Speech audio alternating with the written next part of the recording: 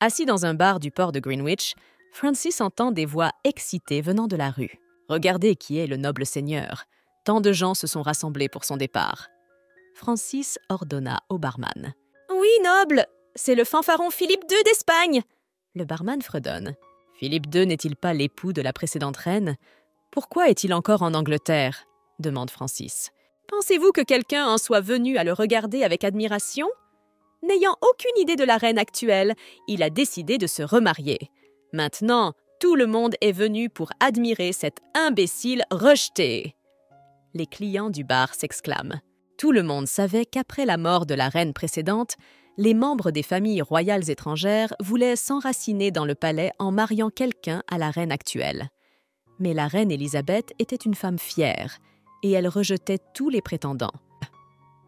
Mais on dit qu'il y a une toute autre histoire. J'ai entendu dire qu'un pirate avait volé une énorme quantité d'or en Espagne. Le pirate qui possède les plus grands trésors du monde entier est toujours insaisissable, raconte le barman. Les Espagnols eux-mêmes l'appellent le dragon noir des mers. C'est le pirate qui commande le navire Golden Dawn et contrôle librement les vents. La rumeur dit qu'il possède dans sa cabine un miroir magique qui lui permet de voir les navires du monde entier. Grâce à ce miroir magique, ce pirate s'est emparé de tous les trésors du monde. Bien sûr, cela semble très délirant, mais les gens y croient. Si les Espagnols commencent à dire qu'ils ont été volés par un simple roturier, vous pouvez oublier leur réputation. C'est pourquoi ils lancent ces rumeurs délirantes. N'est-ce pas amusant ? Oh, je ne sais pas quel genre de pirate c'est, bien sûr. Mais n'est-il pas étonnant ? Demande Francis au barman. En fait, ce pirate est originaire d'Angleterre. Il ne fait que voler l'or des navires marchands espagnols. On dit que la reine a fermé les yeux, ce qui a mis le roi d'Espagne en colère. C'est pour cela qu'il repart, répond le barman. Vous voulez donc dire que la reine elle-même a couvert le criminel ? Clarifie Francis. Attendez une minute, vous allez l'écouter. Êtes-vous en train de dire que notre reine a mal agi ? Demande avec colère l'un des clients en frappant de la paume de la main sur le bar. Ne nous scandalisons pas. Cette situation est plutôt ambiguë, mais personne ne prétend que c'est vrai. Et même si les rumeurs sont fondées, la reine doit avoir ses propres motivations, dit le barman d'un ton apaisant. Et jugez-en par vous-même. Comment un pirate peut-il voler de l'or en quantité de la taille d'une montagne ? Il est impossible de cacher autant d'or dans le port. Mais même s'il a volé l'argent des Espagnols, ce serait bien que ce pirate le laisse dans notre ville. Vous savez, et j'ai beaucoup aimé écouter vos histoires drôles. Malheureusement, je dois y aller. Francis tendit une seule pièce d'or au barman. Eh, quel avare ! Je n'ai laissé qu'une pièce pour le pourboire. Le barman est mécontent. Avez-vous entendu dire que les frontières ont été soudainement fortifiées ? N'est-ce pas parce que ces salauds d'Espagnols ont appris notre retour au pays ? Demande Francis à ses amis. C'est vrai. Mais je pense que cela servira au contraire à chasser les Espagnols d'Angleterre. Je pense que vous avez peur pour rien. Ils ne risquent pas d'envoyer une armée à la frontière à cause de nous. Stephen fit remarquer. « Quelle armée ? Es-tu fou ? Il y a longtemps que notre patrie a fermé les yeux sur nous !» s'exclame Glenn en donnant une tape sur l'épaule de son compagnon. « Là, regarde ! Dès que nous avons débarqué sur les côtes anglaises, les méchants tracts de récompense ont disparu. » Glenn pointe un doigt vers les dépliants en lambeaux. Et alors, la mère patrie a fermé les yeux. Vous savez que si l'on est arrêté pour piraterie, on est généralement condamné à la peine de mort.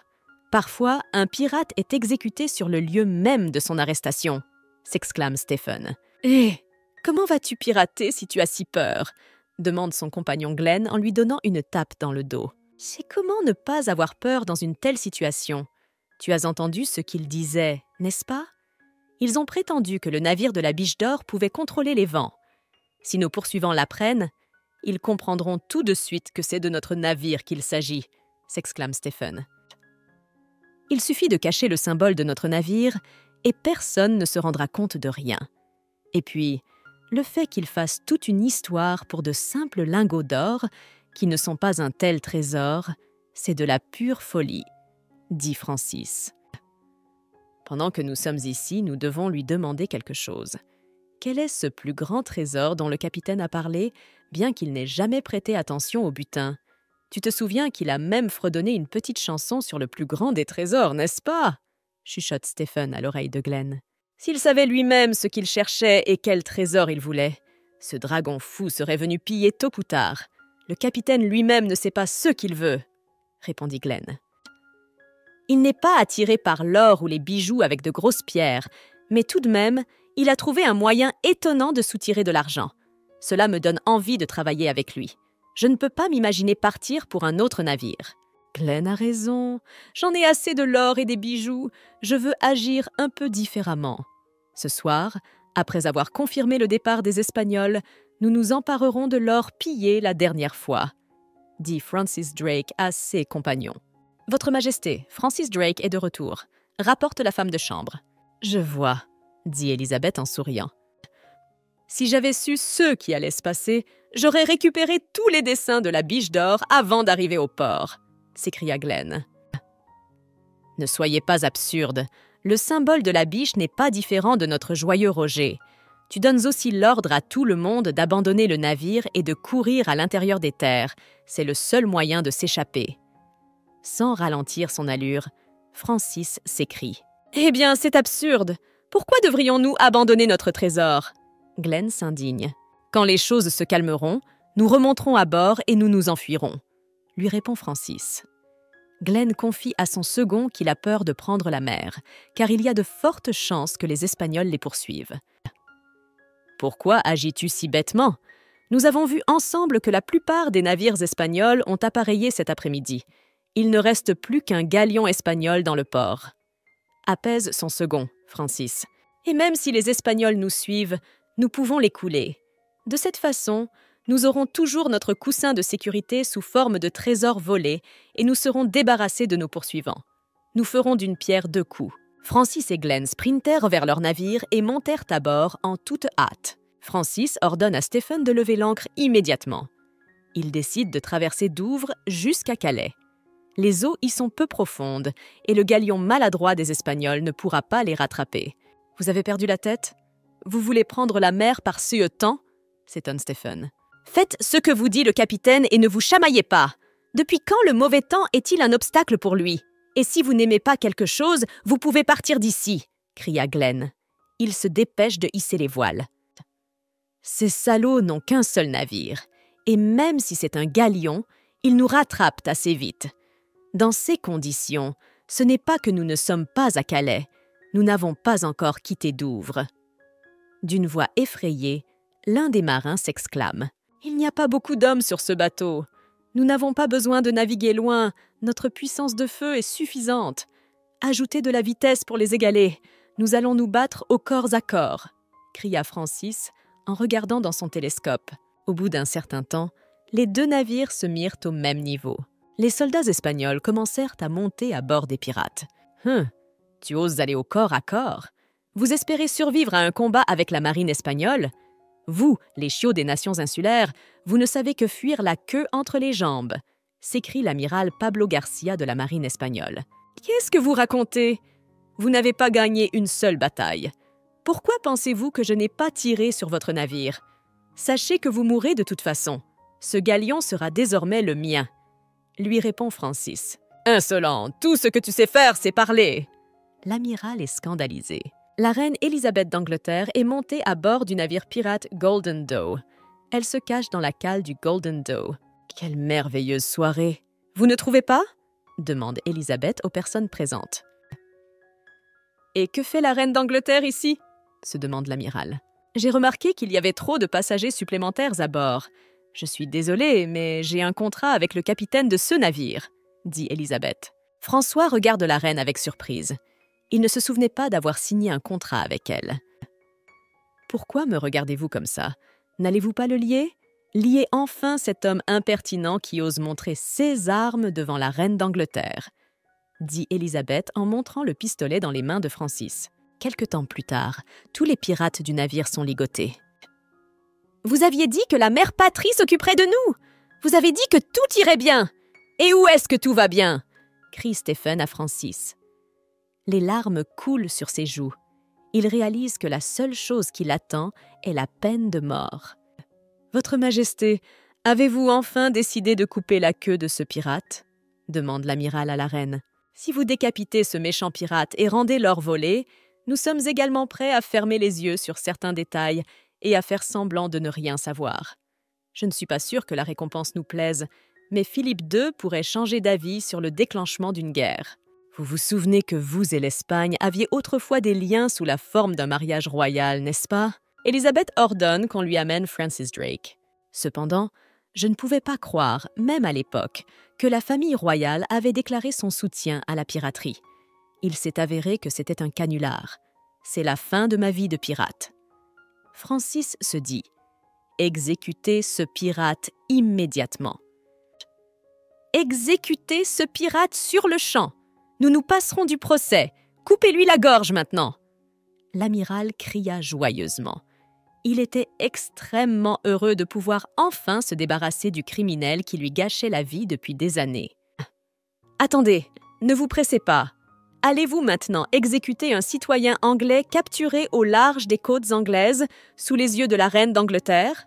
précise Élisabeth. « Vous avez tout faux, » marmonne l'amiral. « J'aimerais vous rappeler qu'accorder une récompense ou ôter la vie à quelqu'un relève du jugement de la reine d'Angleterre et non du peuple espagnol. J'espère que vous ne commettrez plus jamais une erreur aussi flagrante, n'est-ce pas ?» demande Élisabeth à l'amiral. Les navires marchands pillés par ce pirate anglais appartiennent de toute façon à l'Espagne et non à l'Angleterre. Il est du devoir de l'Angleterre de punir dûment le coupable et de rendre à l'Espagne l'or qu'il a volé, s'exclame l'amiral. « Je le sais parfaitement, mais je veux prendre mes propres décisions, dit Élisabeth en demandant son épée. Je jugerai personnellement les criminels. Élisabeth pointe l'épée vers Francis. Francis Drake a attaqué des navires marchands espagnols au Panama et a pillé de l'or qui ne tiendrait même pas dans le plus grand des coffres. C'est exact! Reine d'Angleterre, exécutez enfin ce criminel et vous rétablirez les relations avec l'Espagne! Crie l'amiral. Élisabeth donne un coup d'épée. Le sang jaillit. Un amiral de la marine espagnole tombe sur le pont. Il a la gorge tranchée. Vous serez désormais l'amiral de la flotte navale. Je t'ordonne de détruire l'ennuyeuse armada espagnole dans ma mer, dit Élisabeth à François. Cette femme, la voilà. En errant à la recherche de la chose la plus brillante et la plus précieuse, je l'ai enfin trouvée, pensa François avec joie. Et toi, retourne dans ton pays et rapporte tout au roi d'Espagne. Dites-lui que je ne lui donnerai pas un gramme d'or anglais, dit Élisabeth aux soldats de l'armée espagnole. Un secrétaire excité entre dans la chambre du roi d'Espagne. « Pourquoi êtes-vous venu ici au milieu de la nuit? Voulez-vous me dire que ce pirate est enfin fini? A-t-il enfin récupéré ce qu'il avait volé ?» demande le roi au secrétaire. « Vous voyez, la reine d'Angleterre a tranché la gorge de notre amiral, et le pirate Francis Drake a été nommé amiral de sa marine. » Le secrétaire s'exclame et s'effondre à genoux devant le roi. Une bonne armée, à qui l'on a tout présenté sur un plateau, n'a pas été capable d'accomplir une tâche aussi simple, s'écrie le roi, furieux. Bon sang, quel échec! Et même si elle connaît la poésie latine, ce n'est pas une raison pour épargner son pays. Elle n'a ni foi, ni courtoisie. Je vais procéder comme prévu. Je déclare la guerre à l'Angleterre. La guerre en ces temps troublés? Votre Majesté, nous sommes contre. L'Angleterre vit en paix depuis longtemps. Nous n'avons pas le temps de former des soldats et suffisamment de commandants. Les nobles s'exclament.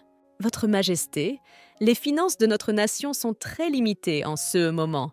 Nous ne pouvons pas nous permettre de faire des dépenses militaires. L'Angleterre est en proie à des guerres civiles et à des rébellions depuis longtemps, mais elle n'a jamais combattu d'autres nations.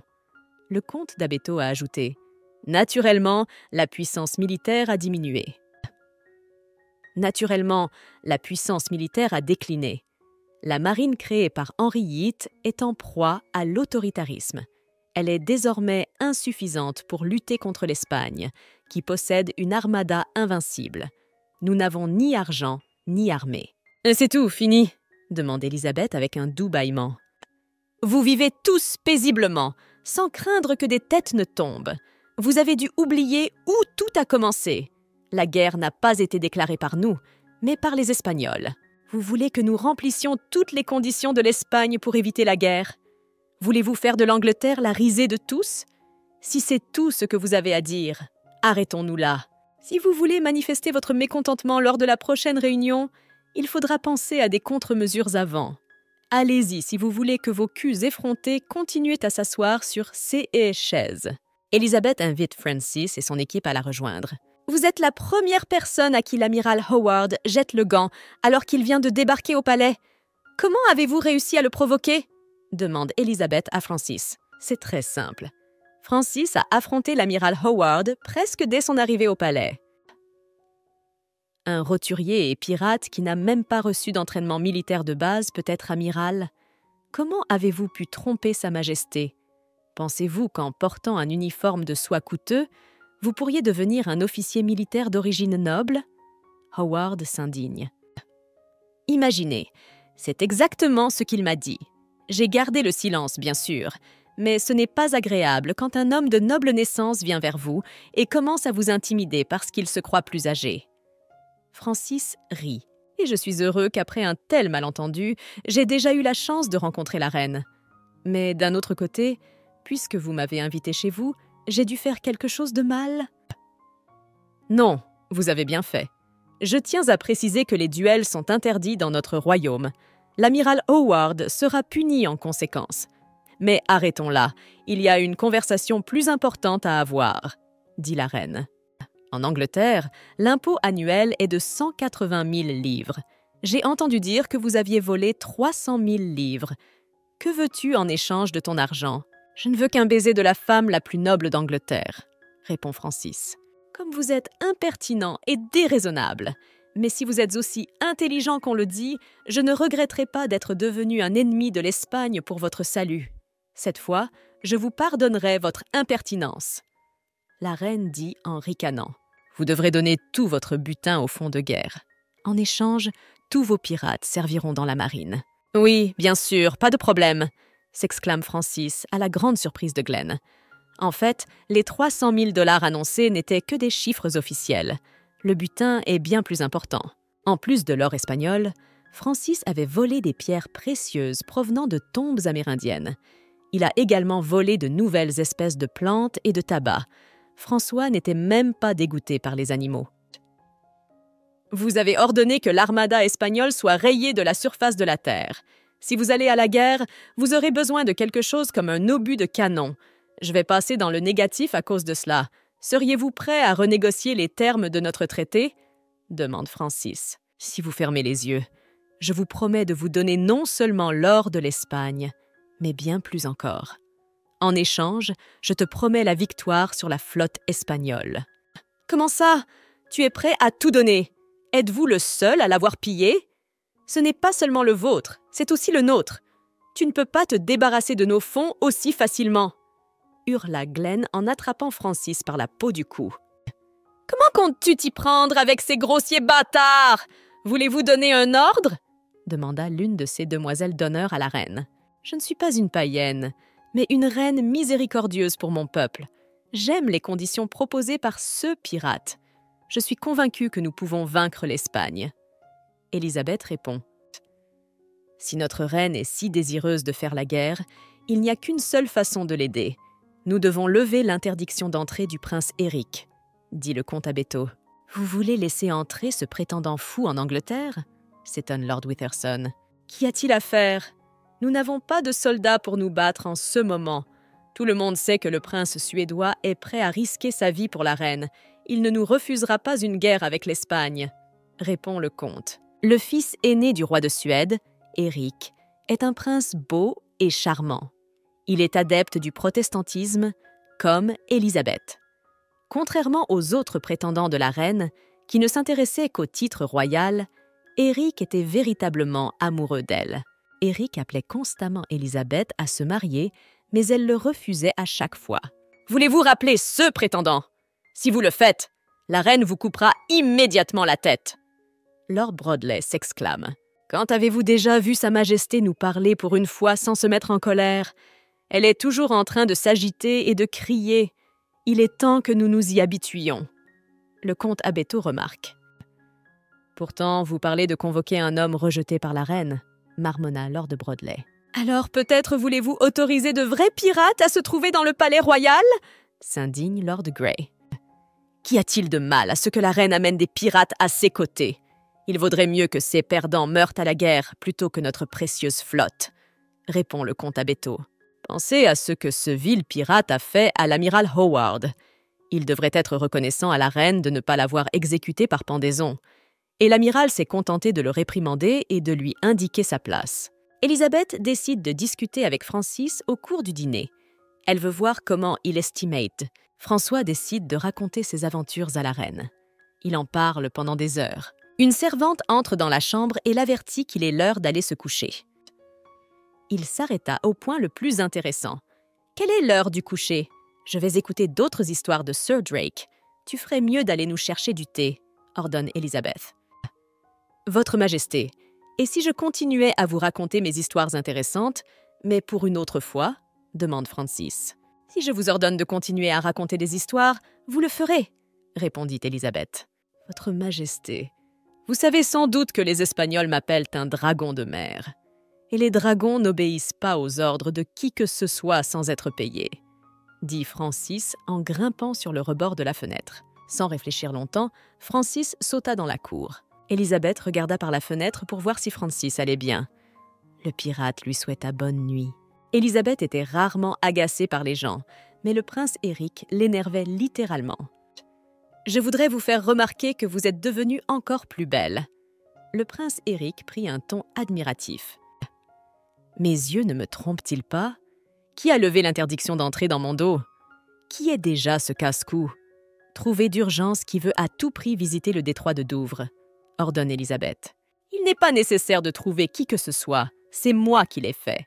Puisque le pays est maintenant en danger, j'ai levé l'interdiction d'entrée du prince Éric. » Le comte Abetto annonça d'une voix forte. « Écoutez, Votre Altesse, en ce moment, l'Angleterre est menacée de guerre par une grande puissance comme l'Espagne. Comme vous le savez, nous n'avons pas d'armée de terre comparable à celle de l'Espagne. En effet, c'est une sage décision de la part de mon sujet. C'est un plan merveilleux auquel je n'avais même pas pensé. Et si tu es si intelligent, pourquoi ne deviens-tu pas roi ?» La reine demande en souriant. « Le pouvoir m'est donné par la volonté d'en haut. Passer outre à un ordre donné par la royauté à volonté revient à s'autoproclamer roi. » L'humeur de la reine changea radicalement.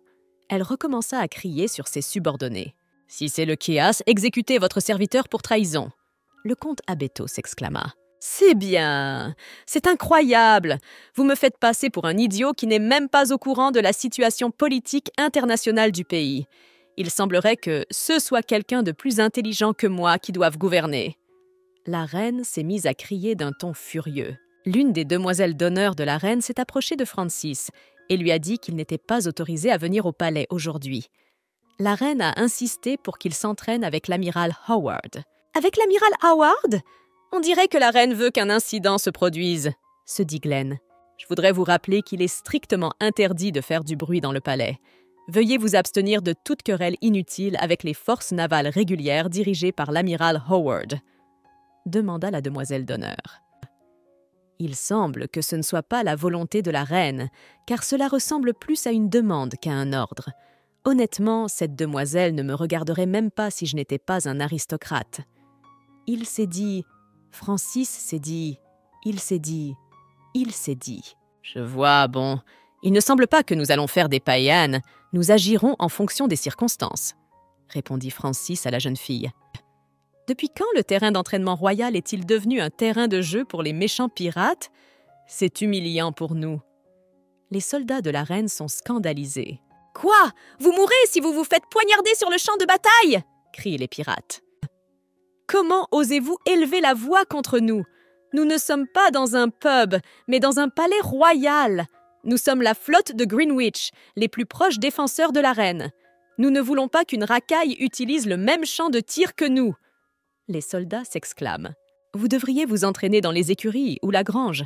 Il n'y a pas d'autre endroit plus approprié. » Et je ne savais pas que les nobles, contrairement aux gens du peuple, avaient de l'or qui coulait dans leur sang. D'ailleurs, vous saviez que j'étais fou d'or. Et d'une certaine manière, il me semble qu'il serait plus facile pour toi de voler un homme du peuple que de voler un navire marchand espagnol, dit Francis avec un sourire. Nous pouvons utiliser le même endroit, mais les roturiers et les nobles ne peuvent pas exister ensemble. Choisissons chacun son moment et entraînons-nous séparément. proposa l'amiral Howard. « Après tout, nos corps servent la même reine. Pour ne pas la gêner, acceptez ma suggestion. » « Est-ce que c'est ce que devrait faire quelqu'un qui s'en prend à un homme et le défie en duel ?» demande Francis. « Hé, pour qui te prends-tu? Tu en as marre de vivre !» crie l'un des soldats. Il est scandalisé par le comportement des pirates. Ce pays a l'air de bien se porter, puisqu'une armée qui devrait se battre au coude à coude s'est divisée et se bat maintenant entre elles, remarque Glenn. « Vous faites exprès de nous provoquer, n'est-ce pas? Arrêtez, ne franchissez pas la ligne !» dit l'amiral Howard.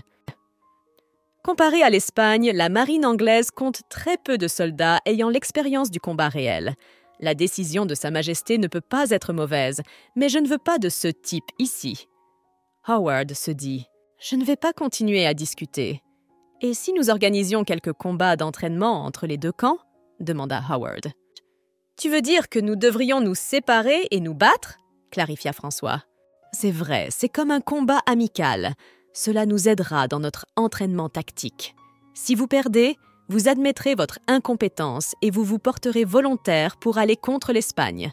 Vous mourrez avec honneur pour votre pays, répond Howard. L'idée est certainement bonne, mais es-tu sûr de pouvoir gagner? Demande Francis en riant.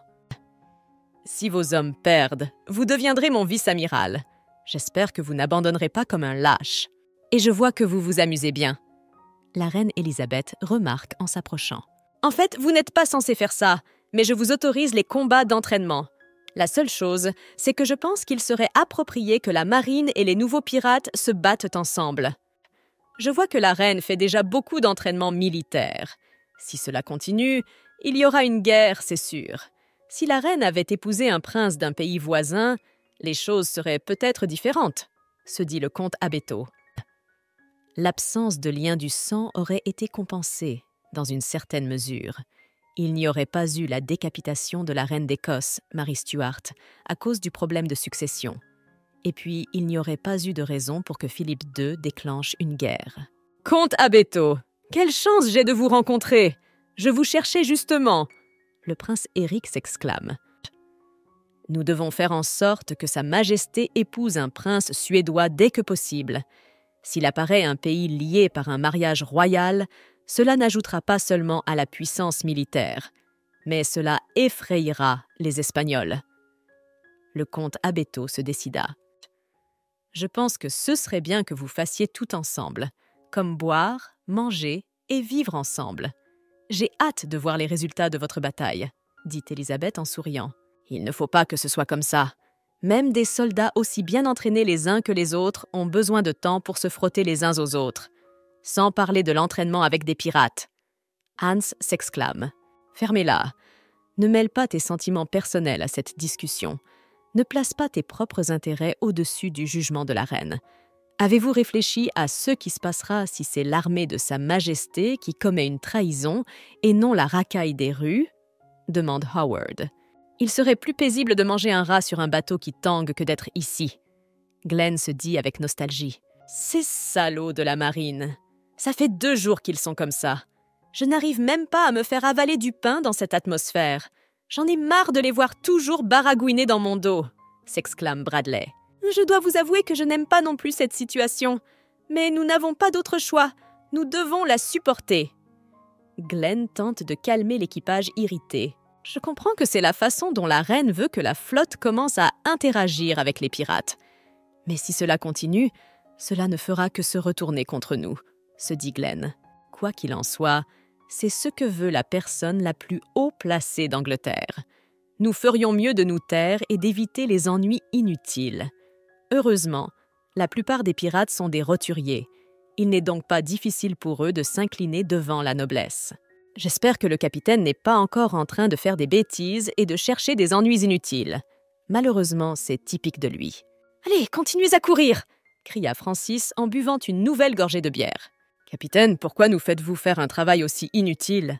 demande l'un des pirates.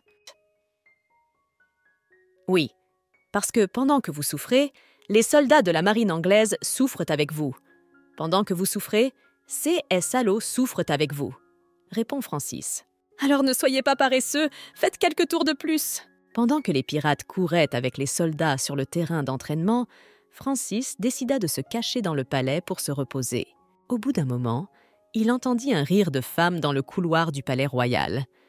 Francis regarda dehors pour voir ce qui se passait. « Réponds-moi! Ne suis-je pas le plus rapide? Te souviens-tu qu'il fut un temps où j'aimais beaucoup monter à cheval ?» cria la reine à sa servante en riant à nouveau. « Votre Majesté, vous a-t-on déjà dit que vous ne devriez pas vous pavaner ainsi dans le palais ?» remarque Francis. Il est impoli de dévisager sa Majesté alors qu'elle est vêtue d'une chemise de nuit et d'une robe de chambre. La servante s'exclame et couvre la reine de son corps. « C'est bon, tu n'as pas à t'inquiéter de cela, » dit Élisabeth à sa servante. « Je croyais avoir ordonné que toutes les portes du palais soient fermées pour que personne ne puisse entrer ici. Alors, pourquoi es-tu ici ?» demande Élisabeth à Francis. « Parce que je n'ai pas envie de travailler, » répond Francis. « Quel impertinent ! En tant que serviteur de Sa Majesté, tu as commis le péché d'oisiveté. Et pour ta gouverne, c'est passible d'une punition sévère. » La servante est indignée. « Vous avez raison, bien sûr, mais il serait préférable que vous nous apportiez du thé, » dit la reine en souriant à sa servante.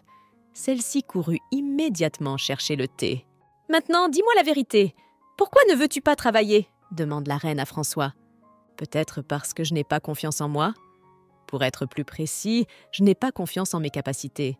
J'aurais du mal à gagner une bataille sans tuer personne, » répond Francis. « Cela signifie-t-il que tu as l'intention de nuire à mon armée ?» clarifie la reine. « Et souhaitez-vous que je gagne sans tuer personne? Et si c'est ce que tu souhaites, alors puis-je te désobéir ?» François haussa les épaules. « J'ai remarqué que tu as le don de te gratter la langue. La dernière fois que je t'ai ordonné de continuer ton histoire, tu t'es enfui.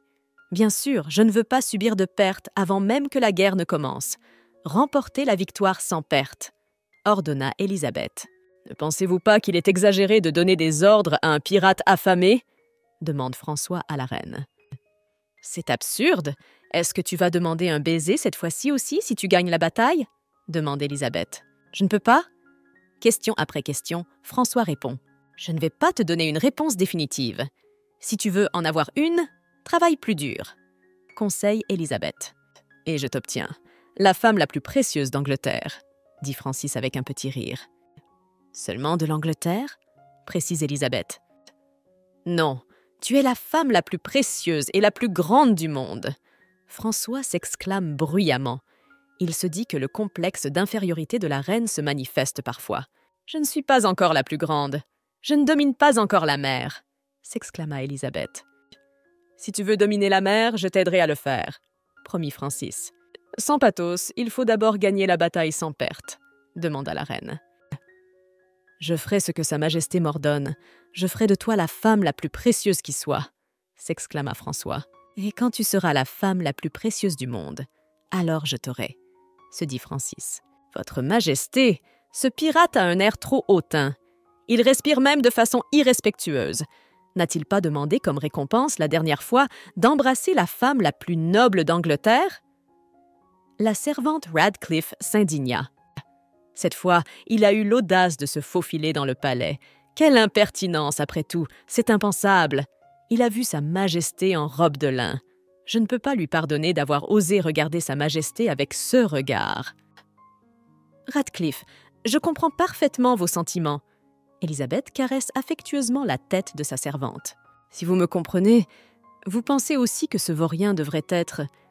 Radcliffe se tut rapidement, remarquant le regard noir de la reine. Et que doit-on lui faire? Pensez-vous vraiment que si un homme a l'air d'une canaille, il faut nécessairement lui couper la tête? Pourquoi pensez-vous que les pays voisins surveillent l'Angleterre de si près? Demande la reine. Oui, parce qu'ils savent tous que je n'ai pas les pieds solides puisque je ne suis pas encore mariée. S'ils ont de la chance, ils me marieront leur fils.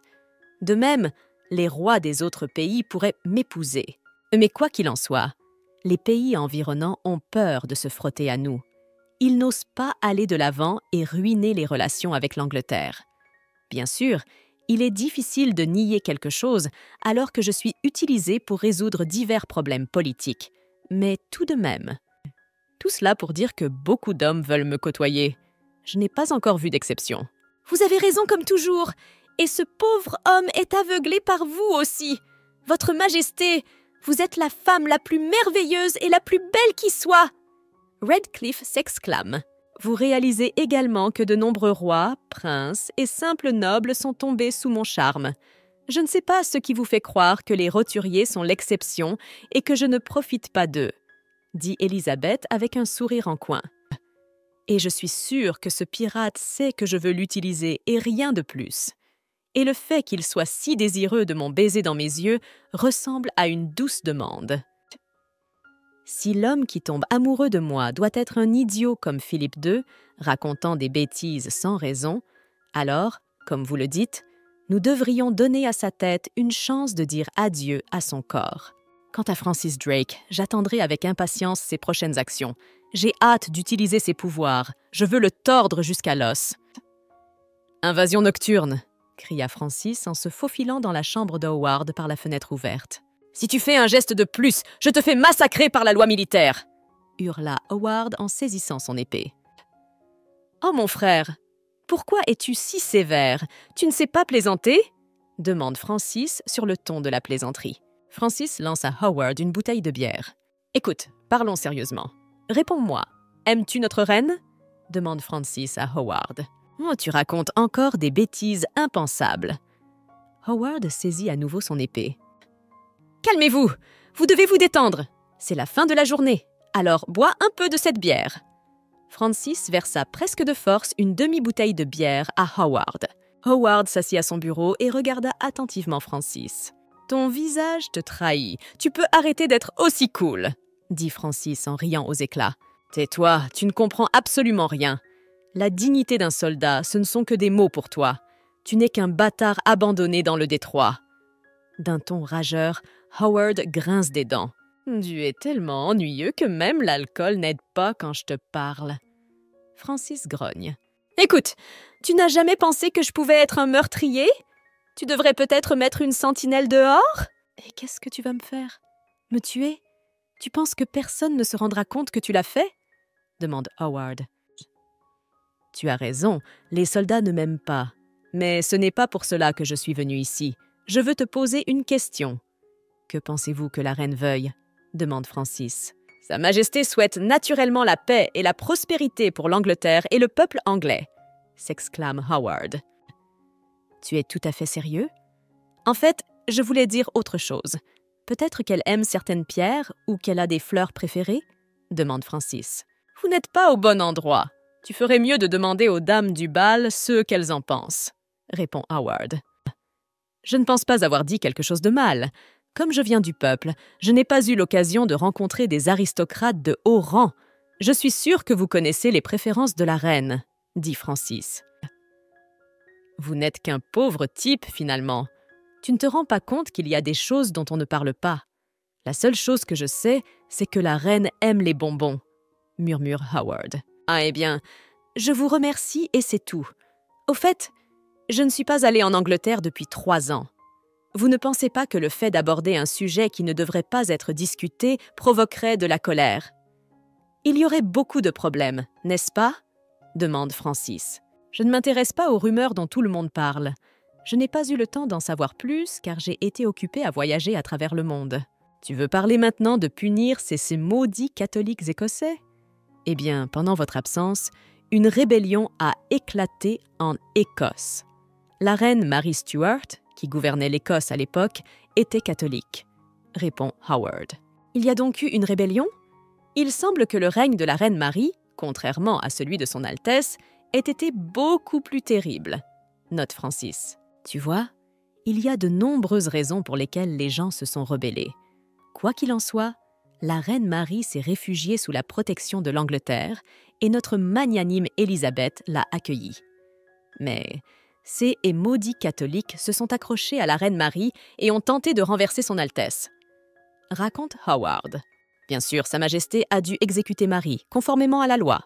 En parlant de la reine exécutée, Marie Stuart, quelle était sa taille? La question suivante de Francis. Elle était assez grande, plus grande que Sa Majesté. On dit même qu'elle était belle. Je ne l'ai jamais vue, car Sa Majesté n'a pas voulu que je la rencontre face à face. Elle pensait que cela interférerait avec les affaires d'État, répond Howard. Le fait que les catholiques se soient ralliés à Marie et se soient révoltés montre que les prémonitions de Sa Majesté étaient justes. Quoi qu'il en soit, les catholiques sont des gens ingrats. Les Espagnols et les catholiques se préparent à la guerre. Ils veulent venger l'assassinat d'une catholique, la reine Marie. Je ne pense pas qu'ils veuillent en déclencher une guerre pour le meurtre de la reine d'un autre pays. Tu n'as pas l'air stupide. Tu dois te rendre compte que ce n'est qu'une excuse, dit Francis d'un ton pensif. Ce sale type qui était le mari de l'ancienne reine, la demi-sœur de Sa Majesté, c'est lui qui est responsable de tout.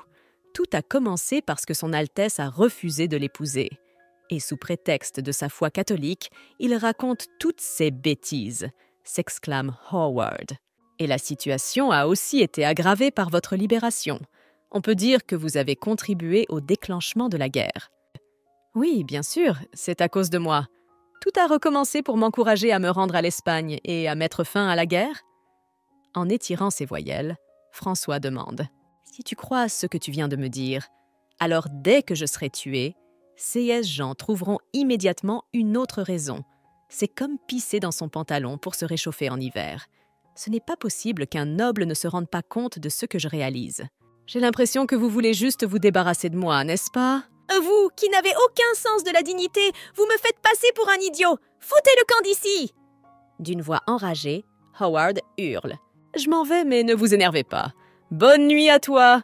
Tu veux un dernier baiser ?»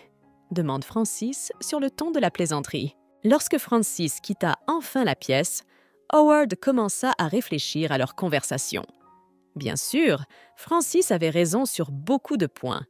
Ils avaient si peu d'argent qu'ils n'auraient même pas assez d'or pillé par les pirates.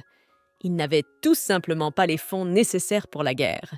Francis rangea dans sa poche le carnet qu'il avait volé à Howard. Ce n'est pas pour rien qu'il est allé lui rendre visite, n'est-ce pas? Pour résumer, le plus beau, le plus digne et le plus brillant des trésors est en fait très jaloux et déteste perdre quoi que ce soit. Et elle avait un sentiment d'infériorité face à la reine d'Écosse exécutée, se dit François. Et même quand elle jure, c'est très joli. En sortant du dortoir des soldats, Francis heurta Glenn. Je n'avais pas l'intention d'écouter aux portes, mais la fenêtre était ouverte, donc on pouvait entendre tous ceux dont vous parliez tous les deux. Capitaine, vous avez trouvé quelque chose? Vous avez analysé sa personnalité pour savoir comment procéder? Demande Glenn. Parfois, j'ai l'impression que vous croyez les ragots qui circulent à mon sujet. Vous pensez vraiment que je peux lire dans les gens? Je ne peux rien faire d'incroyable, je peux juste voler, répondit Francis. Francis sortit le carnet de Howard de derrière son sinus et le montra à Glenn. « Tu veux dire que tu es allé là-bas pour voler son carnet ?» s'étonne Glenn. « Oui, parce qu'il nous permet de comprendre le style de management d'Howard, » dit Francis en souriant joyeusement. C'est la première fois que Francis assiste à un bal. L'environnement l'amuse beaucoup. Regardez comme il est audacieux. Ce n'est qu'un roturier et un pirate. La comtesse Farcon est indignée. « Savez-vous combien d'argent ce roturier a donné à l'Angleterre ?» demande le marquis Brontë à la comtesse. « N'est-ce pas le pirate qui, grâce à la chance, est devenu riche en un instant? Qui est-il? Et comment ose-t-il venir à l'événement de la famille du propriétaire de ce bâtiment ?» La comtesse Farcon continue de s'indigner. « Ma chère, vous accordez trop d'importance à cette affaire. Considère-le comme un vulgaire pirate, rien de plus. Et en plus, cette fête a été payée par le capitaine personnel de la reine. » Apaise la jeune fille, la marquise de Brontë. « À propos, je tiens à préciser que ce pirate est le jeune homme le plus riche d'Angleterre à l'heure actuelle. Il y a quelques jours, Francis s'était rendu au port pour en apprendre le plus possible sur la reine actuelle. Oh, et il n'était venu au bal que pour écouter les ragots et les rumeurs. Vous n'avez pas idée à quel point notre reine est incroyable. Récemment, elle a commencé à se rendre au bal des nobles en visite privée. Il s'avère que les nobles n'ont pas d'endroit où organiser de tels événements. Un employé du port m'a raconté. Lorsque la reine se rend dans une ville, elle séjourne généralement dans la maison du noble le plus riche.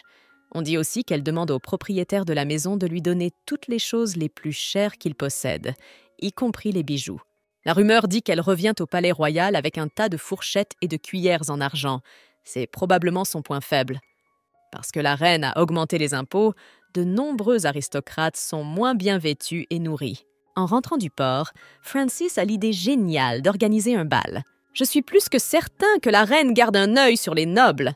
Elle a également levé des impôts pour financer la guerre en puisant dans la poche des nobles. Naturellement, les nobles ont commencé à grommeler qu'ils n'avaient pas d'argent.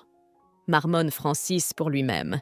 Je vais devoir trouver un noble approprié et le parrainer pour qu'il organise un petit bal. Sir Drake, vous êtes un homme très intéressant. Lady Samantha s'exclame. Pour être honnête, je pense toujours que mes récits d'aventures maritimes n'intéressent pas les dames. Vous devez non seulement être érudit, mais aussi avoir l'âme large. S'inclinant devant la jeune fille, Francis dit « Sir Drake, vous semblez être très doué avec les dames. » En souriant, Samantha dit « C'est ce que vous pensez ? C'est bien ce que vous pensez ? Je n'ai pas encore eu l'occasion d'interagir avec les autres dames de ce bal, si ce n'est pour les saluer formellement. » se plaint Francis. « Voulez-vous me faire l'honneur de danser avec moi ?» demande Samantha en tendant la main à Francis. « Désolée, mesdames, je ne viens pas d'une famille noble. Je ne sais donc pas danser. » Francis avoue. « Ah, comme c'est triste. Monsieur, vous avez maintenant un statut. Vous êtes désormais un amiral à part entière de la marine anglaise. Je ne pense pas que quiconque puisse prétendre à votre position. » La jeune fille s'exclame. « Madame, comme vous le savez déjà, je ne suis pas de noble lignée. Je ne possède donc pas les informations connues des aristocrates. Et si l'on continue à me laisser dans l'ignorance, j'aurai honte de lever la tête. » chuchota Francis à l'oreille de la jeune fille. « Dame, voulez-vous répondre à mes questions et tout me dire? Dites-moi, aimez-vous la reine ?» Il n'y a certainement aucun aristocrate anglais qui ne s'intéresse pas à la reine. Chaque année, lors de la fête de Noël, la reine porte toujours d'autres bijoux pour ne pas perdre sa dignité. Raconté par Samantha. Les bijoux que la reine porte, ce jour-là sont souvent à la mode. C'est la femme la plus puissante. La reine porte toujours de nouveaux bijoux, à l'exception d'un cadeau commémoratif offert à sa mère. Porter plusieurs fois le même accessoire, c'est le lot des pauvres filles. Vous êtes d'accord avec moi? Elle porte un nouveau bijou à chaque fois. Mais ce ne sera peut-être plus le CS la prochaine fois s'il y a une guerre, pense Francis, debout sur le balcon. Je suis heureux d'apprendre qu'elle aime les bijoux. Elle s'en sert pour garder sa dignité intacte. Glenn regarda par la fenêtre et vit l'amiral Howard s'entraîner à nouveau avec ses soldats. Il n'a pas pris la peine d'inviter les pirates à l'entraînement. S'ils veulent vaincre notre capitaine Francis, ils ont tout intérêt à s'entraîner sans nous, dirent les pirates. Il y a du vrai là-dedans. Et si vous découvrez soudainement les tactiques que l'amiral va utiliser, vous le signalerez tout de suite au capitaine, demande Glenn aux pirates. Bien sûr, nous lui dirons tout. Les pirates s'exclament d'une seule voix. À l'origine, notre capitaine était réputé pour vivre sans penser à rien. L'amiral Howard, lui, est toujours à l'affût d'une opportunité. Si j'avais une idée, je ne risquerais pas ma vie par complaisance, se dit Glenn. Amiral, vous allez bien?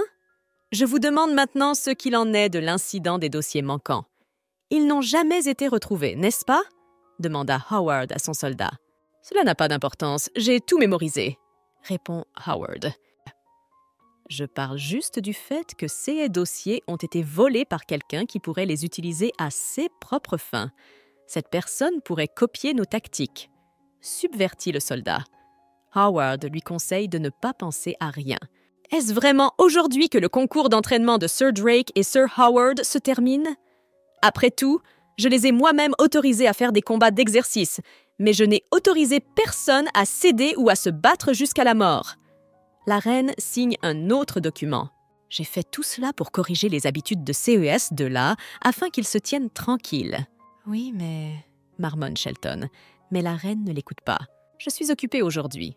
Alors, résumez les tactiques qui ont permis à Francis Drake de gagner et faites-moi un rapport dès que possible, demanda la reine. Vous voyez, Francis Drake a perdu aujourd'hui, chuchote sa gouvernante à l'oreille de la reine. Comme il a perdu le pari, il veut prendre son bateau et se rendre en Espagne pour tenir sa promesse. Raconte Shelton. Je vous ai expliqué que je ne pouvais pas gagner sans tuer quelqu'un.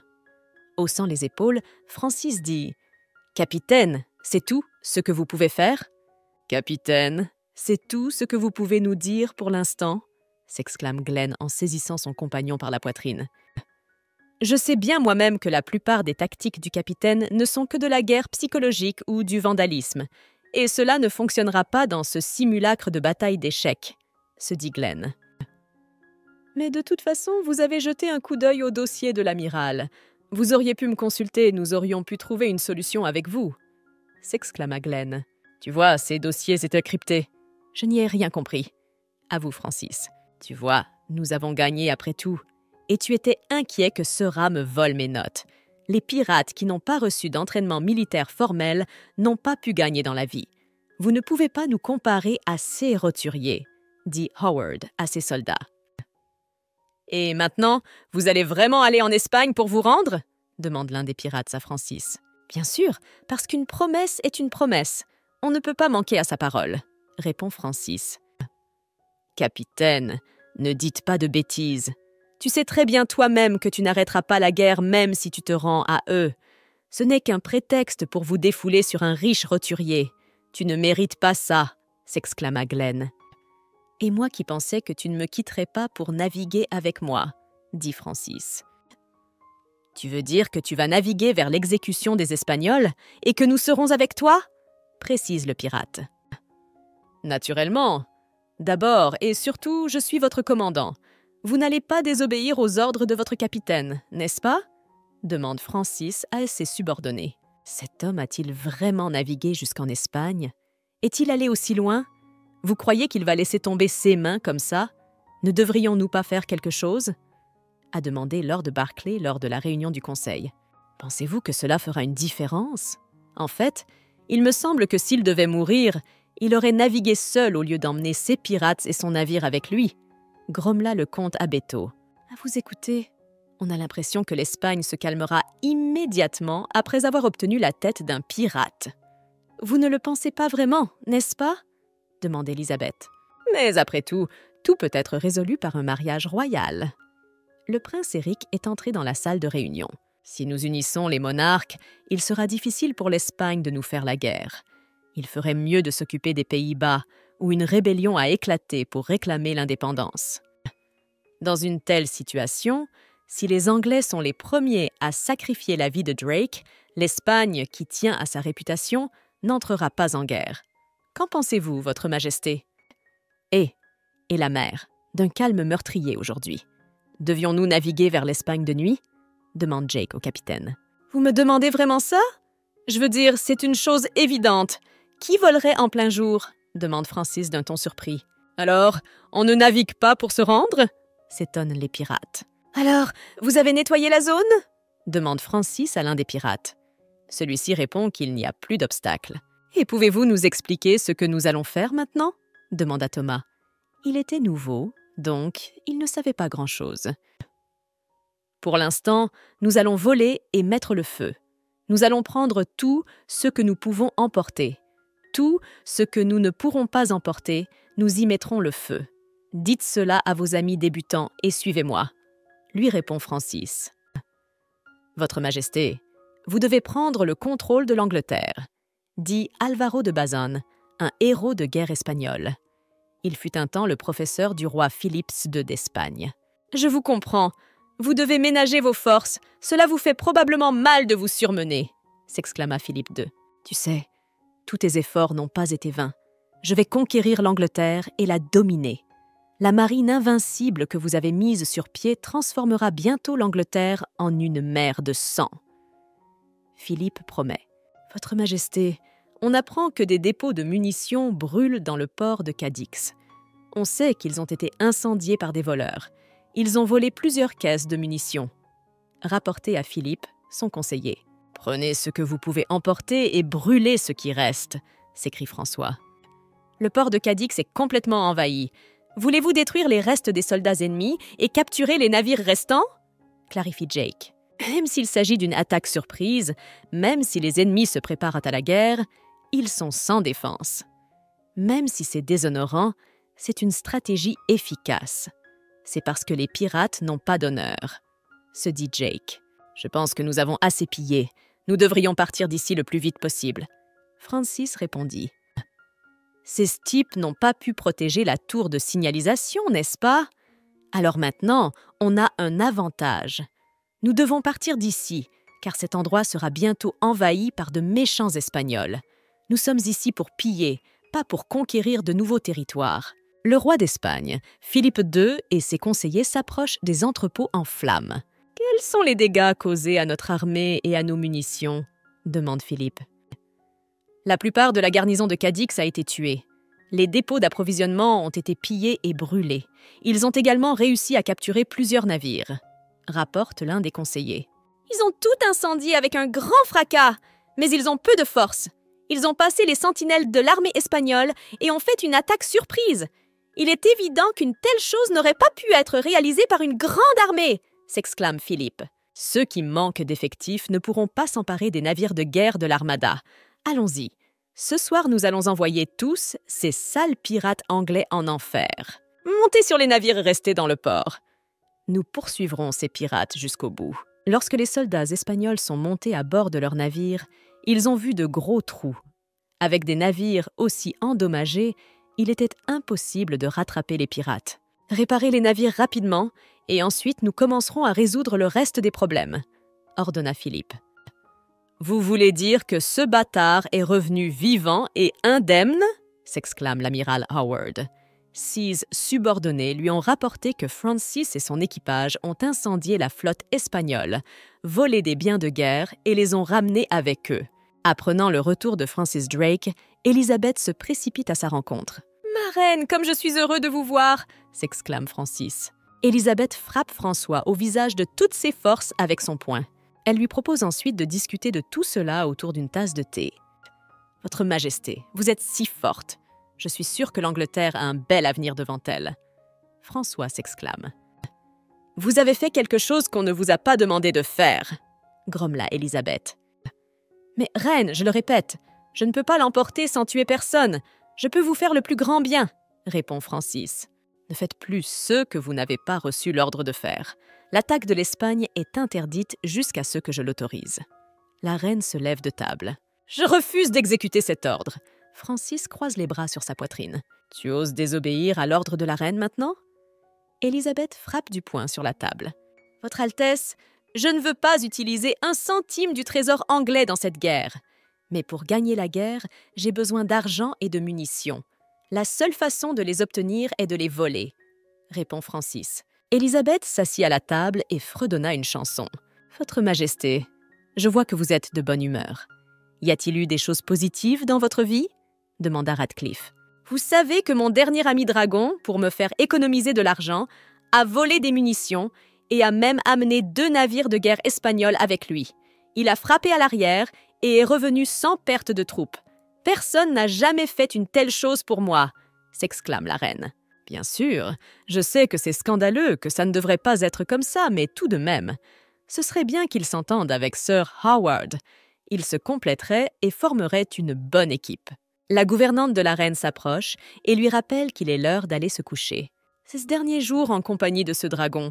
Je ne remarque même plus à quel point le temps passe vite. » Élisabeth l'avoue. « Votre joie est aussi la nôtre. Si vous voulez vous amuser un peu, au lieu de cet homme grossier, vous devriez appeler un écrivain ou un musicien, » suggère la gouvernante. « Comment aurais-je le temps de regarder des pièces de théâtre lorsqu'une tempête se prépare? Il faut bien se préparer. »« C'est ça, quittez mes appartements. Je vais me reposer, » demande la reine.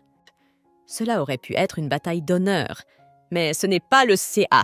Allez-vous vraiment continuer à agir de la sorte? Demanda l'amiral Howard à Francis. Seuls les nobles comme vous ont besoin de félicitations officielles. Je vais agir de manière arbitraire, comme je le faisais lorsque je piratais. Répond Francis. Mais ce sont des actes infâmes, remarque Howard. Howard, comme tu es drôle. Explique-moi pourquoi un pirate a besoin d'une bonne renommée? Demande Francis avec un petit rire. Le raid sur le port de Cadix a été mené par le pirate rancunier Francis Drake de son plein gré. Il n'avait rien à voir avec notre royaume. L'Angleterre, comme toujours, n'a rien à se reprocher, explique Élisabeth. Bien que le conseil soit d'un avis contraire, il doit tout de même se ranger à l'avis de la reine. L'amiral Drake, qui a reçu un certificat de corsaire de la part du royaume britannique, a manifestement agi de la sorte. Et vous dites que leur royaume n'est pas responsable. Allons-nous continuer à fermer les yeux? Le grand-duc d'Espagne, Pablo Garcia, s'indigne. « Je propose de faire ce que j'ai déjà conçu, » lui répond Philippe. Cependant, Votre Majesté, si vous l'admettez, nous serons les premiers à attaquer, s'exclame le duc. De toute façon, l'histoire est écrite par les vainqueurs. Nous avons une armée de 28 000 hommes. Les Anglais, ignorants, même s'ils ont fait appel à des pirates, ont environ 15 000 hommes en tout, dit Philippe d'une voix calme. Je suis tout simplement convaincu que l'Espagne va gagner. Vous n'avez donc pas à vous soucier de vos motivations personnelles. Bien que l'Angleterre dispose d'une marine créée par le roi précédent, elle n'a même pas d'armée de terre rudimentaire. Notre armée écrasera ses ploucs. En tant que commandant de notre armée, je nomme le duc de Medina Sidonia. Philippe choisit Medina Sidonia comme commandant parce qu'il est le fonctionnaire le plus honnête et le plus inflexible. Il possédait également de la modestie et un caractère malléable. Malheureusement, il n'avait aucune expérience en matière de combat naval, mais il était un gestionnaire suffisamment compétent. Bien que Medina Sidonia n'apprécie pas cette nouvelle nomination, il ne peut aller à l'encontre de la volonté du roi Philippe II d'Espagne. Comme je vous l'ai déjà dit, je ne désire qu'une chose, un mariage royal avec votre majesté, et s'il le faut, je suis prêt à mobiliser des troupes pour vous. Élisabeth, je vous aime. Le prince Éric s'exclame. Peut-être que d'autres rois et princes ne sont amoureux que de votre couronne, mais pas moi. Pour l'instant, je suis satisfait de ma position. Élisabeth, épousez-moi, je serai un soutien pour vous. Même si Élisabeth n'aimait pas le prince suédois Éric, elle lui promit de réfléchir à sa proposition. Un jour, elle pourrait avoir besoin de son aide. Kat, ce prince a gâché toute mon humeur. Il a dit que s'il m'épousait, il aiderait mon pays. Mais s'il m'aime vraiment, ne devrait-il pas simplement m'aider? Pourquoi le mariage est-il si important pour lui? Demande Élisabeth à sa gouvernante. S'il nous a aidés alors que je ne le lui ai pas demandé, il pourrait être comparé à Drake, qui a oublié des navires et des armements pour nous. En fait, je n'aime pas mes sujets masculins. Et pour cause. Les sujets masculins de cet État souhaitent simplement me tuer à des fins politiques ou m'épouser pour consolider le pouvoir. J'ai travaillé si dur pour en arriver là, et maintenant je dois partager le pouvoir avec mon mari. De plus, il semble que nos chemins soient de plus en plus liés au prince Éric. Je suis tellement en colère. Tout ça à cause de cette hystérique bigote. Élisabeth, vous avez été intelligente au-delà de votre âge depuis votre enfance et vous avez eu une capacité étrange à résoudre toutes les crises qui se sont présentées à vous. Ce problème, vous pouvez aussi le résoudre, dit Kat en attirant la reine contre elle. Kat, je ne suis plus la gamine qui avait peur que ma sœur me tue un jour. Je te remercie pour ton réconfort, mais je suis sûre que je peux m'en sortir. Élisabeth éloigna Kat d'elle. Elle n'aimait pas que l'on s'apitoie sur son sort ces derniers temps. Bien sûr, tu es le meilleur membre de la famille royale que j'ai élevée. Je suis sûre que tu feras le meilleur choix. Kat serra fortement la main de la reine. Tu as raison, mais avant que la guerre ne commence, il y a une chose que je veux faire. Avec une lueur d'espoir dans les yeux, Élisabeth dit « C'est que tout ce qui s'est passé dans le port de Cadix n'était que du pillage, alors il n'y a rien à dire », s'exclame Francis. Il n'aime pas du tout la paperasserie. Je vous demande de m'aider à rédiger ce rapport. J'ai reçu l'ordre de rédiger ce rapport et d'analyser les raisons de la victoire sur le champ de bataille. Marcus, un soldat de l'armée britannique, n'aimait pas non plus la paperasserie. Il ne faisait qu'obéir aux ordres. La victoire, c'est compliqué? Choisis. Veux-tu me parler d'abord de la courte victoire ou de la longue? Demande Francis. Bien sûr, j'aimerais entendre la seconde, répond Marcus. N'oublie pas que dans une guerre de front, il faut obligatoirement que quelqu'un meure. Sans la mort de l'ennemi, il n'y a pas de victoire. Et tu ne dois tuer que les ennemis qui se trouvent à un certain endroit, dit Francis en levant l'index vers le haut. Dis-moi, qu'est-ce que tu as fait ces derniers temps? Francis donna un coup de poing dans l'épaule de son compagnon Glenn. Rien de particulier. Les mêmes vieilles choses que d'habitude. Glenn marmonne. C'est étrange. Tu as remarqué que les gars de la marine se comportent bien sous mon commandement maintenant. Est-ce que tu serais en train de marmonner quelque chose dans mon dos? Demanda Francis à Glenn. Réponds-moi, quand as-tu décidé de quitter la piraterie? Après tout, je sais pertinemment qu'il n'y a rien à piller sur le champ de bataille. Et il n'y a rien d'intéressant ici. Alors pourquoi diable traînes-tu dans les parages? Veux-tu rester au service de la reine? Demanda Glenn. Pourquoi ne le ferais-je pas? De toute façon, mes revenus ne seront jamais aussi bons que lorsque j'étais sous le patronage de la reine. De plus, je suis un citoyen anglais. Et un citoyen doit être loyal envers le monarque, répond Francis. Et depuis quand es-tu devenu si patriote? Murmure Glenn. Francis lui répond qu'il a toujours été loyal à la reine et à l'Angleterre. Écoute, je suis toujours là avec toi, ça en dit long. D'ailleurs, tu te souviens de la dernière fois où je me suis trompé? Demanda son compagnon Francis. Tu peux me suivre comme avant, ne t'inquiète pas trop. Francis tapote l'épaule de son compagnon. Tu dois penser que la guerre et la piraterie sont des choses similaires, mais ce n'est pas le cas. Glenn s'exclama et repoussa la main de son compagnon. Écoute, depuis quand es-tu devenu si sérieux? Tu devrais te reposer, tu es trop anxieux ces derniers temps. Francis donna en plaisantant un coup de poing dans l'épaule de Glenn. Il était autrefois fou de l'or, mais les choses sont différentes maintenant. Quand il s'agit de la reine, il perd la tête. Pense-t-il vraiment que la guerre qui s'annonce a un sens? Glenn réfléchit avec nostalgie. Quoi qu'il en soit, ce prince est encore plus trompé que moi. Mais quoi qu'il en soit, la seule chose à faire dans notre situation est d'accepter l'alliance royale. Le comte Abetto s'exclame. Mais il y a peu d'Anglais qui acceptent les étrangers. Lord Broadley remarque. Si nous perdons la guerre, il ne restera plus rien de l'opinion publique, répondit le comte. Si l'on considère que le prédécesseur de Marie Ihir est tombé amoureux de Philippe II et qu'il est mort en lui donnant de l'argent, il vaut mieux ne pas parler de mariage avec un étranger. Lord Broadley fait remarquer avec prudence que la guerre est la guerre et qu'elle coûte cher. La guerre est la guerre et elle coûte de l'argent. Nous devrons, selon toute probabilité, l'emprunter. Nous devons mettre de côté toute émotion. Le comte Abetto insiste. Mais si son Altesse doit se marier, nous devrons réfléchir à la manière d'en informer les gens. Nous ne pouvons pas laisser les gens du peuple se soulever en ces instants troublés, dit Lord Broadley. Je dois m'absenter un moment. Et je vous demande instamment de vous comporter normalement pendant mon absence. Je ne vous demande pas grand-chose. Ne vous disputez avec personne au palais.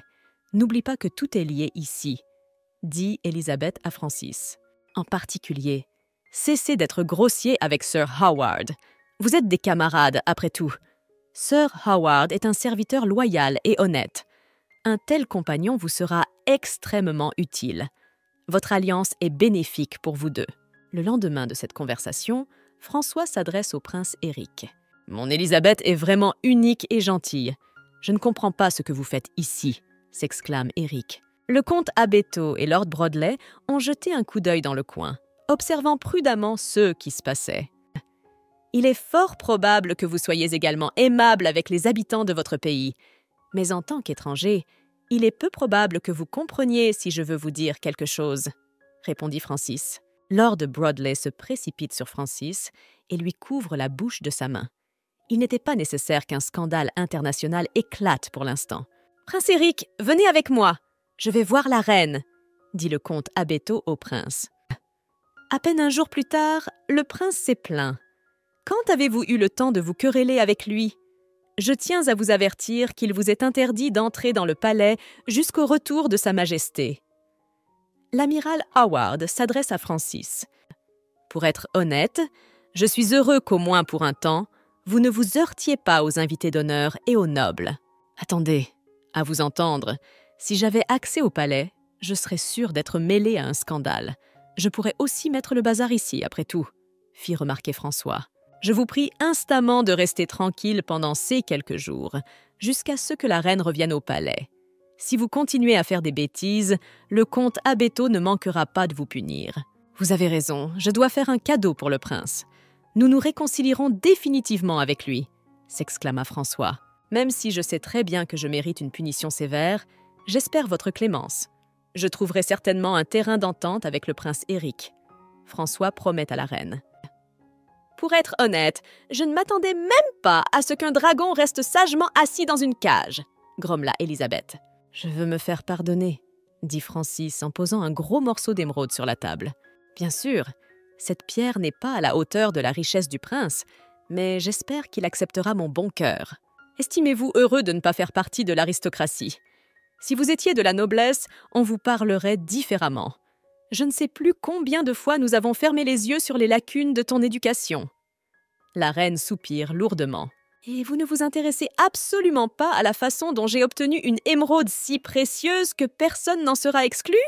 demanda Francis. « La seule chose qui m'intéresse, c'est de savoir où vous avez caché vos biens lorsque j'ai essayé de vous voler, » répond Élisabeth. « Je n'ai plus beaucoup de biens. Les pierres et les objets provenant du pillage des tombes sont stockés dans divers endroits. À une époque, nous avons pillé les tombes de personnes haut placées parmi les peuples indigènes des Indes occidentales. Honnêtement, est-ce que nous avons notre place dans votre équipe? Parce que ces derniers temps, j'ai l'impression que ce n'est plus le cas. Vous ne répondez pas à mes questions. Vous auriez dû nous éclairer sur votre plan au moins une fois. » Glenn s'écria d'un ton furieux. « C'est étrange. Quand ai-je dit que j'avais l'intention de faire quoi que ce soit? Et je ne comprends absolument pas la raison de votre comportement. Pourquoi es-tu mécontent? » lui demande Francis d'un ton calme. « C'est évident, n'est-ce pas? Tout le monde sait que nous te suivons uniquement pour l'argent. Nous voulons savoir ce que nous obtiendrons si nous partons en guerre. Je ne veux pas mourir à cause d'une femme dont tu es tombé amoureux, et je ne veux pas mettre l'équipe en danger, » répond Glenn. « Attends, est-ce que j'ai bien compris? Tu veux aller à l'encontre des ordres de la reine? » clarifie Francis. « Ne prenez pas mes paroles à l'envers. La guerre est à nos portes. Tout ce dont les pirates parlent maintenant, c'est qu'ils vont servir de chair à canon. Réponds-moi, qu'est-ce que tu prépares? Quel est ton plan? » s'exclame Glenn.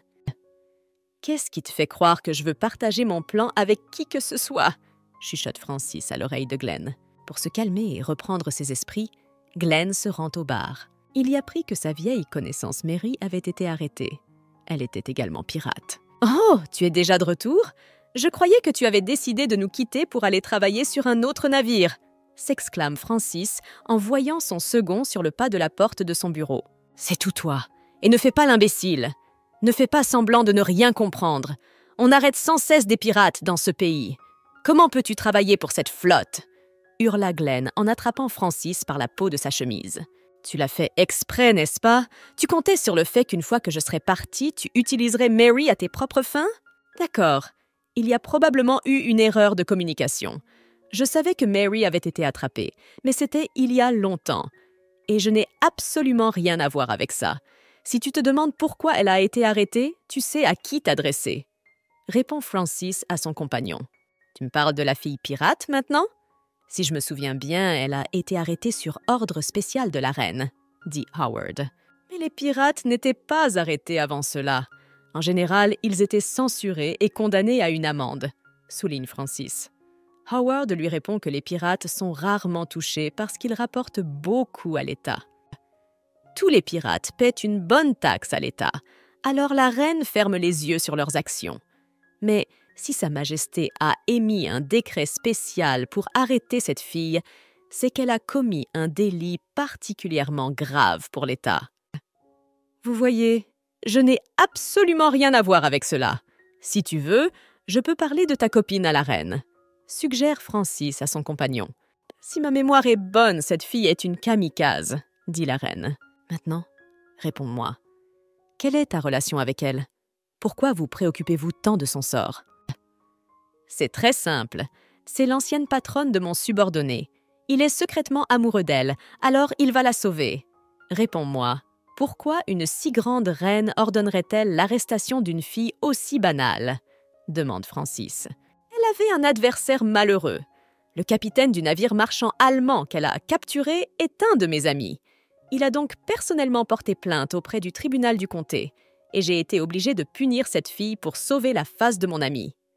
Élisabeth a répondu. « Je voudrais vous demander d'être généreux avec Mary. » Se mettant à genoux devant la reine, elle dit à François. « Êtes-vous si sûr d'abuser d'un traitement spécial que vous demandez à fermer les yeux sur l'offense d'autrui?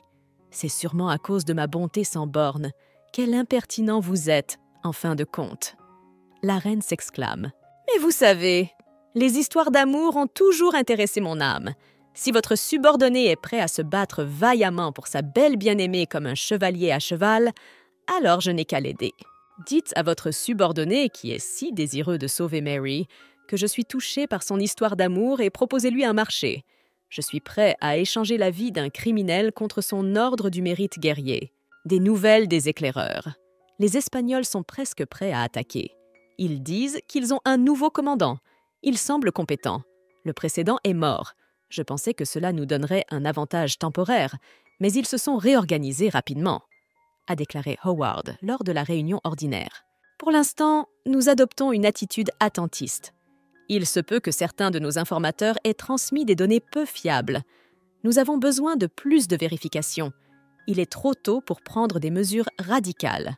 Et moi qui croyais que vous aviez une grande expérience pratique des batailles avec les Espagnols, je crois que ce n'est pas le moment de rester les bras croisés et d'attendre une attaque comme des lâches.